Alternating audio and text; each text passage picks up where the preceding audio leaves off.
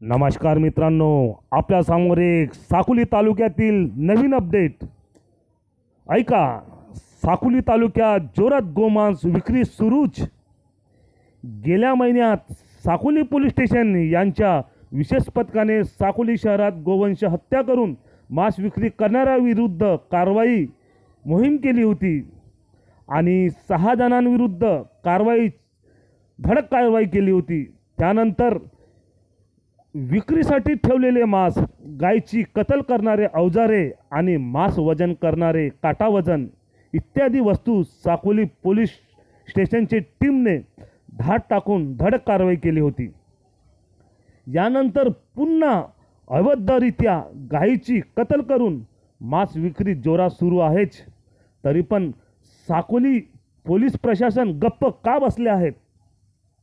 याबाबत अधिक माहिती अशी आहे की साकोली शहरातील काही भागात गेल्या आठवड्यापासून पुन्हा जोरात गोवंश जनावरांची हत्या व मांस विक्री सुरू आहेच।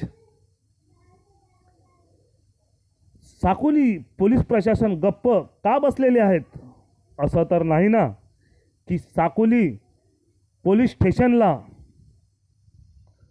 गोवंशी हत्या करणारे चालवत आहेत?